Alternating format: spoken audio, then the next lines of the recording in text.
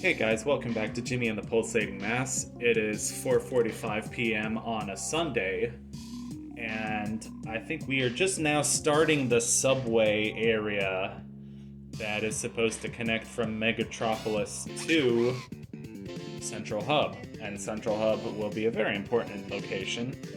So in the last part, Punch Tanaka warned us that there would be clones of the petty thugs just lurking in the subway, and there would be like clones gone wrong or whatever.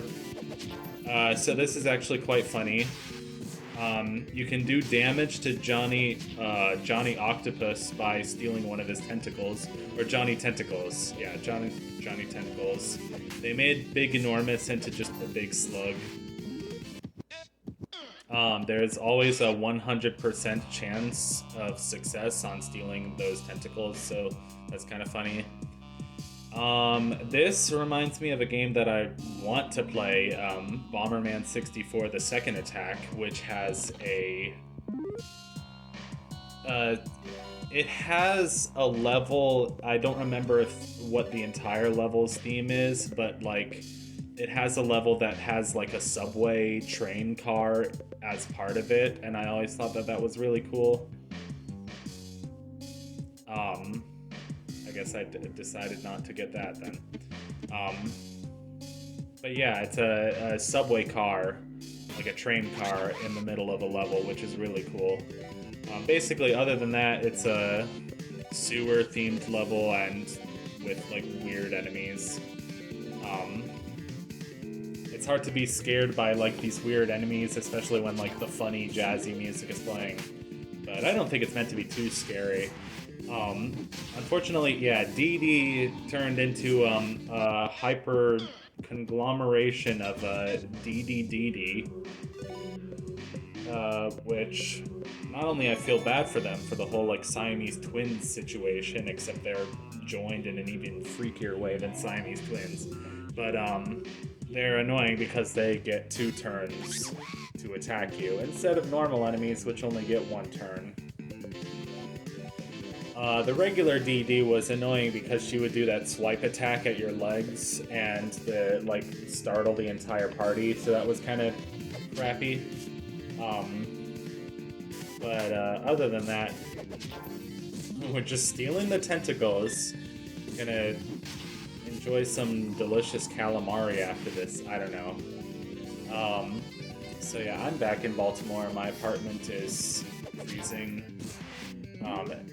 Probably because I wasn't here for a month, and I'm really not looking forward to going back to school tomorrow, but I don't even have any classes tomorrow, so I don't know what I'm talking about. I have one class that's online, that kind of sucks. So it's like I only have a few like in-person classes, but I have to like make sure that I get the work done just like online, which kind of sucks. But I don't know, I like winter, it's pretty. I just want winter to be over because it's kind of like a headache when my apartment is this cold and I have to function. I don't know. I guess it's not so bad, but it's just the apartment was like 43 degrees when I got here, and then I was running like the heater. I still haven't been running my space heater, but that's really just because I don't know where I would plug it in. But I've managed to get the apartment up to 57, and it even said 61 for a short time, but I don't know why I'm talking about that. It's not that interesting. But I already kind of miss home a little bit. I know I was looking forward to coming down here and having my own, like, kind of personal space again, but I already kind of miss home a little bit. And I don't know, I should be going outside more. The snow is really pretty, but it just makes it harder to walk around because I don't want to, like, slip and fall on the ice and have some terrible accident. Or, I don't know, I just don't want to freeze to death either, so I haven't been going outside a lot, but, I binge watched, a Let's Play of Ukulele, and that was kind of interesting. I have some thoughts about that game, but as those are like 3D platformer thoughts, I don't know how relevant they are to this game. But, I mean, 3D platformers really aren't kind of... I mean, 2D and 3D platformers are, like, kind of my favorite genre of games. I know there are some gamers that are more RPG people, some gamers that are more into, like, co-op stuff or strategic stuff, or League of Legends, whatever that counts as. But no, I'm a big platformer guy. So I don't know, I think it's ironic that a lot of my favorite games are RPGs, because I suck at RPGs. But I also kind of suck at platformers, so... That was a very disparaging, I don't think I said one positive thing about myself. So let me fix that with the power of positive thinking. Anyway, passing another train car. I like the weird, like, mermaid skeleton or whatever. It's like that one fake mermaid skeleton. Oh yeah, and Grunge Tanaka. So basically Kurt Cobain. No, I don't know. Mid-size sedan. Please, yeah. I don't know. I always feel bad when I read Kurt Cobain jokes, just because I'm like, I don't feel like making a joke about that. I don't know if I'm just on too many, like, Instagram meme pages that have dark humor.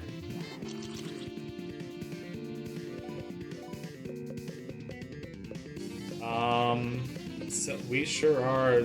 Okay, we're gonna change to the bear. Do some real powerful attacks. You don't need to waste a rampage on that. What am I trying to do? Punch Tanaka. I was trying to counter.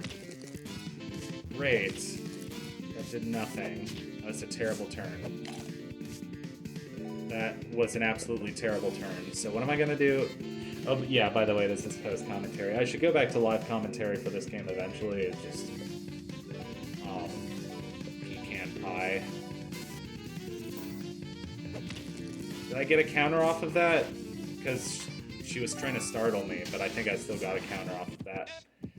And of course, as always, Rampage does a crap ton of damage, so it's my favorite attack. It is... you know, probably the most broken attack in the game and one of the most useful if you just like doing a lot of heavy damage. So, welcome to, the Pulsating Mass. It looks pretty bad. That's pretty bad.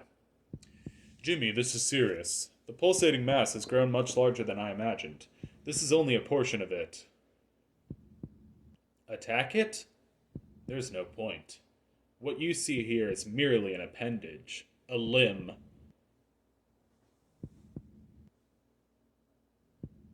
A limb. Oh, okay. Remove it and it would just regenerate. We would only be... We have to strike it at its center. Hopefully that hasn't made it to Central Hub yet. Time is running short. Let's make haste.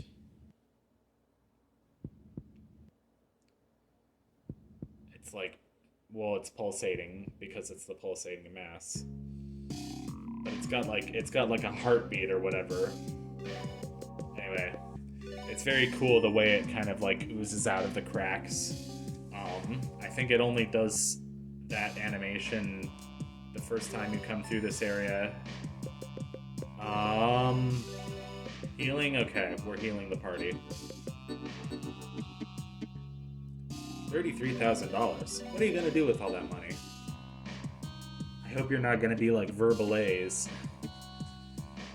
That's all I've been able to see when I go on YouTube. It's like, oh, Verbalays AMV, which AMV is like a stupid acronym. Like, why don't you just say animated music video? Why do you have to shorten it to AMV? Grunge Tanaka. Anyway, Verbalays is a obsessed with Has-Been Hotel, and he paid $50,000 for the... I mean, it's like, I guess that thing is only like 1 or 2 weeks old, so like the memes about it are still fresh, but I'm already tired of like seeing them.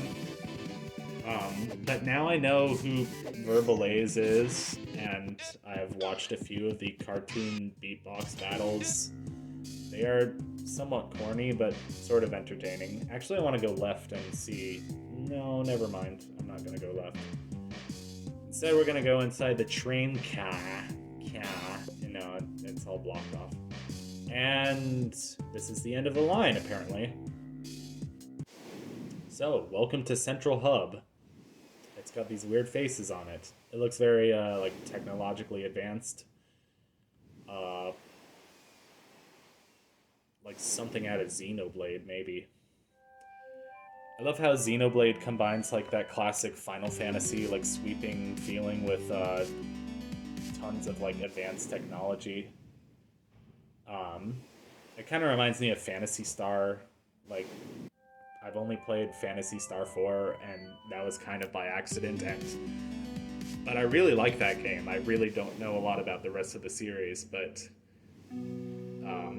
I should play that game again, maybe do a Let's Play of it sometime. But yeah, I like technology themes in RPGs. Why it reminds me of Xenoblade? Well, because Xenoblade had a lot of, like, you know, the Mechanis. You have to climb the Mechanis. And I never got very... I got, like, pretty close to the end of that game and then just never bothered to finish it. So...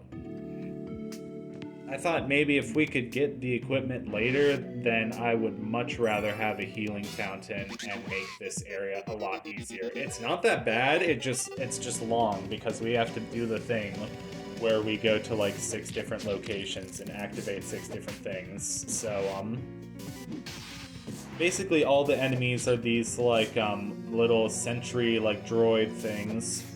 So just pick them off one by one. And go and like connect the thing. Go to all the places and connect to the nodes or whatever. Reactivate the Twonkies. Jimmy Neutron, Attack of the Twonkies. So hello there. So this one's clearly off. So we need to get the power going again. Can't do anything with the clock, but here's Gammy. Oh no, it's not Gammy. It's just a robot with a lip. It's like a cleaner robot. Cleaning robot. So what do we got here? Security Orb A, Security Orb B, and Counter Orb. Okay. Well, Counter Orb's gimmick is that it counterattacks. So we need to do heavy damage to take it out as soon as possible. Thank you, Punch. Yes, it is that cold here. Pretty much all over the United States, it's really cold. Good sign of things to come. Anyway, I don't know what that's supposed to mean. It's just the environment is in a tizzy, and by tizzy I mean it's just cold. Really cold in winters and really hot in summers. So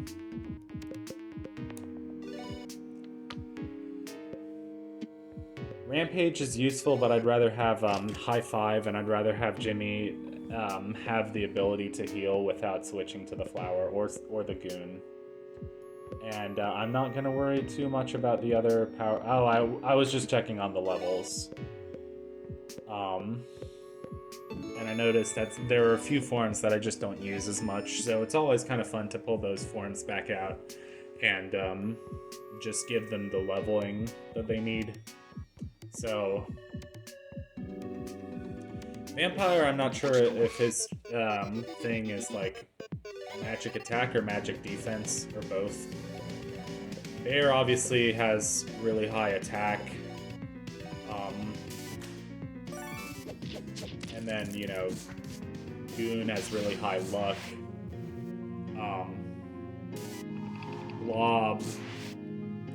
No, I don't remember what all the specifics of all the forms are. And I don't know why you would ever want to switch to just like plain Jimmy by himself.